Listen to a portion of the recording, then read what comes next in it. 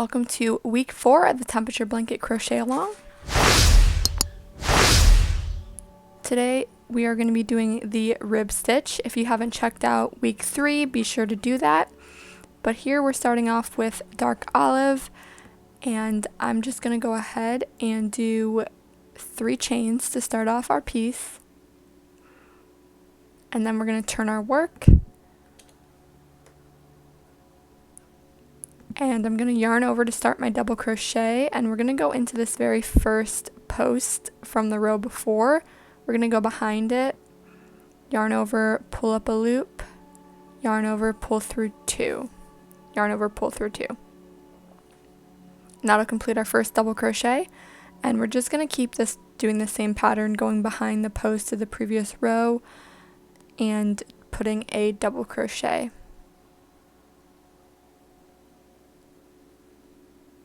And this is what your rib stitch should look like after you're finished. You'll have a nice texture going on there.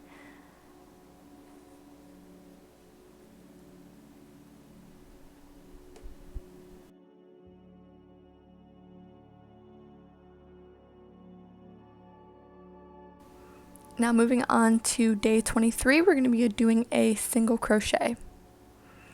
And I'm using the color Ivory today. So we're going to start off by just chaining 1 and then turning our work. And I'm just going to go into the very first space there and just yarn over, pull through, yarn over, pull through 2, and that'll complete our first single crochet. And you're just going to continue this all the way down your work, just making sure you don't miss any of the stitches. This is just going to create a nice foundation for our next stitch. And it kind of just breaks up the blanket a little bit. But this is what it should look like when you're all done. And here's kind of what our whole blanket's looking like so far. Just a little overview for you guys. Looking super cute. Now moving on to day 24, we're going to be doing a V-stitch. And I'm using olive again today. So I'm going to start off by adding in my new color and then chaining 3. Then you're going to turn your work.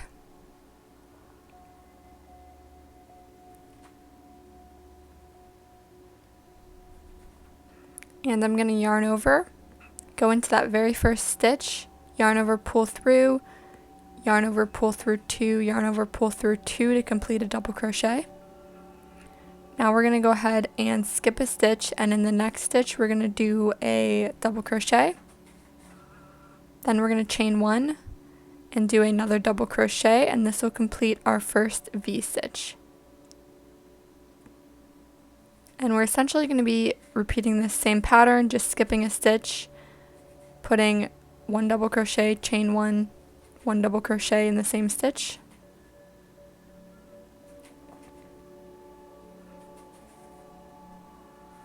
And we're just going to do that all the way down our work, but this is what they should be looking like. And this is what it'll look like when you're done. You can really see that V pattern going on. We also got a nice white, green, white pattern going on. Moving on to day 25, we're just going to be doing a half double crochet. So guess what? We're back to white. And I'm going to start off by chaining 2. And then turning our work. And I'm going to yarn over and insert my hook into the very first stitch, pull up a loop, yarn over, pull through 3 to complete a half double crochet. Then I'm just going to yarn over and go through the next space and place another half double crochet. And I'm just making sure I'm going through every stitch and also go through that chain 1 space in the center of your V's. And we're just going to place a half double crochet all the way down the piece.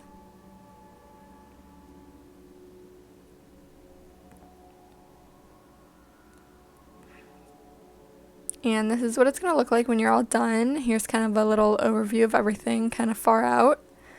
And I'm going to give you guys a little bit of a close-up on the stitch. So this is what it should look like. Super cute. Moving on to day 26, we're going to be doing the iris stitch. So back to green. Got a nice little pattern going on here. But we're going to go ahead and chain 3. And then turn our work. And now I'm going to yarn over. We're going to skip 2 stitches, and in the 3rd stitch, we're going to place 2 double crochets.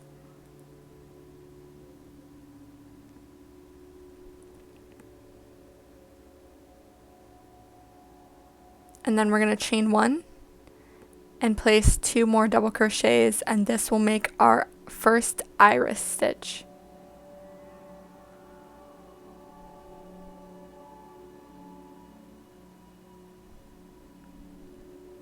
And this is what it should look like. Now we're going to skip 2 more stitches into that 3rd stitch, and we're going to place 2 double crochets, chain 1, 2 double crochets. And this is what it should look like when you're all finished. Got a nice little like shell kind of look. Moving on to day 27, we're going to be doing the iris stitch again, and we're going back to white.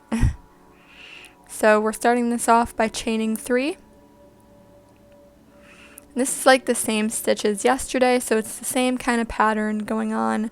It's just a little bit different where you place your stitches. So we're going to go into that chain 1 space from our previous row, and we're going to place the 2 double crochets, a chain 1, and then 2 more double crochets.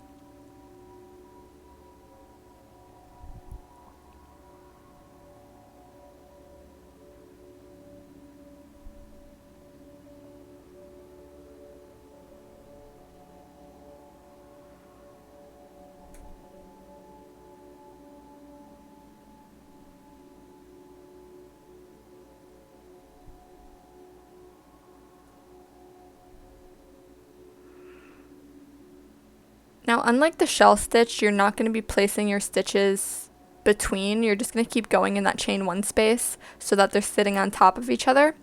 But this is what it should look like. Here's kind of an overview of the whole blanket. And now we're moving on to the last day of this week, day 28. We're going to be doing a modified blanket stitch. So I'm taking white again. And we're going to start off by chaining 3.